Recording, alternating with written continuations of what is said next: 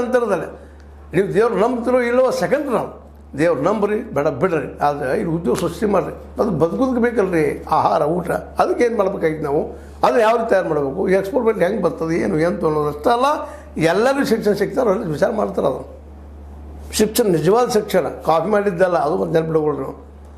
ಮತ್ತು ಪ್ರೈವೇಟದಲ್ಲಿ ತಮ್ಮ ಒಂದು ಏನಪ್ಪ ಅಂತಂದ್ರೆ ಈ ಉದ್ಯೋಗ ಜೋಳ ಮಾಡೋ ಸಲುವಾಗಿ ಪರ್ಸೆಂಟೇಜ್ ಹೆಚ್ಚು ಕೊಟ್ಟು ಮಾಡುವಂಥ ಯಾವ ಶಿಕ್ಷಣ ಬಂದು ನೋಡ್ತಾ ಇದ್ವಿ ನಾವು. ಅದರಿಂದ ನಮ್ಮಲ್ಲಿ ಏನಪ್ಪ ಆ ಶಿಕ್ಷಣದ್ದು ನಮ್ಮಲ್ಲಿ ಉದ್ಯೋಗ ಸೃಷ್ಟಿ ಆಗ್ತಾಯಿಲ್ಲ.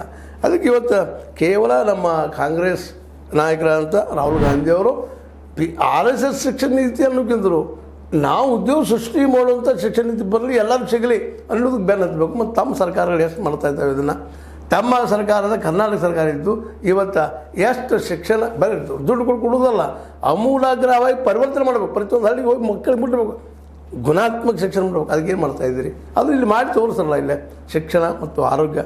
ಆಗ ನೀವು RSS ಟೀಕೆ ಮಾಡೋಕ್ಕೆ ಹಕ್ಕಾಗ್ತದೆ. ಈಗ ನೀವಿಟ್ಟಂಥ ಹೆಜ್ಜೆಲೇ ಅವ್ರು ಹೋಗ್ತಾ ಇದ್ದಾರೆ. ಅದನ್ನು ಸ್ವಲ್ಪ ಪುರಾಣ ಪುಣ್ಯಕಥೆಗಳನ್ನು ಮತ್ತೇನೋ ಹಾಗೆ ಒಂದು ತಮ್ಮ ನಂಬಿಕೆಯನ್ನು ಸೇರಿಸ್ತಾ ಇದ್ದಾರೆ ಅಷ್ಟೇ. ಆದರೆ ಉದ್ಯೋಗ ಸೃಷ್ಟಿ ಅವ್ರು ಮಾಡಲಿಲ್ಲ, ನೀವು ಮಾಡ್ತಾಯಿಲ್ಲ, ಮಾಡಿಲ್ಲ.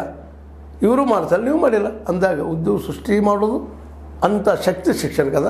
ಆ ಶಿಕ್ಷಣ ಎಲ್ಲರೂ ಸಿಗೋಂಗೆ ಮಾಡಿದ್ರೆ ಇವತ್ತು ಯಾರು ಟೀಕೆ ಮಾಡೋ ಅವಶ್ಯಕತೆ ಇಲ್ಲ. ಆದರೂ RSS ಕೈ ಶಿಕ್ಷಣ ದೇಶ ಹಾಳಾಗ್ತೈತಿ ಅನ್ನೋದು ಒಂದು ಸಂಪ್ರದಾಯ ನೆಲೆಗಟ್ಟಿನಲ್ಲಿ ಅಷ್ಟು ತಿಳ್ಕೋಬೇಕು ವಿನಃ ಅವರು ಸಹ ಇವತ್ತು ಸೈಂಟಿಫಿಕ್ ನೆಂಪರ್ ಬೆಳೆಸಿ, ಎಲ್ಲರಲ್ಲೂ ವೈಜ್ಞಾನಿಕ ಚಿಂತನೆಗಳನ್ನು ಬೆಳೆಸಿ ಒಂದು ಕೈಗಾರಿಕೆಗಳು ತಯಾರು ಮಾಡೋದು ಶಕ್ತಿಯನ್ನು ನಮ್ಮ ಮಕ್ಕಳನ್ನ ಹಾಕಿಸಿದ್ರೆ, ಎಲ್ಲರಿಗೂ ಶಿಕ್ಷಣ ಫ್ರೀಯಾಗಿ ಕೊಡಿಸಿದ್ರೆ ನಿಶ್ಚಿತವಾಗಿ RSS ಅವ್ರು ಯಾಕೆ ಮಾಡಬಾರ್ದು ಕೆಲಸ, ಅವ್ರ ಶಿಕ್ಷಣ ಯಾಕೆ ದಾರಿ ತಪ್ಪಿಸ್ತದೆ ಅಂತ ನಾವು ಇವತ್ತು ಅವ್ರನ್ನ ಕೇಳಬೇಕಾಗ್ತದೆ.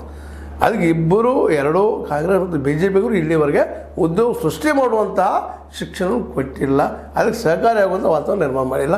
ಕೇವಲ 1-2% ಖರ್ಚು ಮಾಡಿ ನಾವು 10% ಮಾಡಿದ್ವಿ 20% ಮಾಡಿದ್ವಿ ಹೇಳ್ಬೋದಲ್ಲ ಹೇಳ್ತೀವಿ ವಿನ ಅದಕ್ಕೆ ಹೆಚ್ಚಿನ ಆಗಿಲ್ಲ ಅಂತ ಹೇಳ್ತಾ, ಇದು ನಿಮಗೆ ಲೈಕ್ ಆಗಿರ್ಬೋದು. ಲೈಕ್ ಮಾಡಿ, ಶೇರ್ ಮಾಡಿ, ಕಮೆಂಟ್ ಮಾಡಿ, ಜೊತೆಗೆ ಸಬ್ಸ್ಕ್ರೈಬ್ ಆಗೋದು ನಿಲ್ಲಿಸ್ಲಿಕ್ಕೆ ಹೋಗ್ಬೇಡ್ರಿ. H16 ನ್ಯೂಸ್ ಅರ್ಥತೆ ಸೀತಾರಾಮ್, ಇದು ಸತ್ಯದ ಕೈಗಳಲ್ಲಿ ವಂದನೆಗಳು.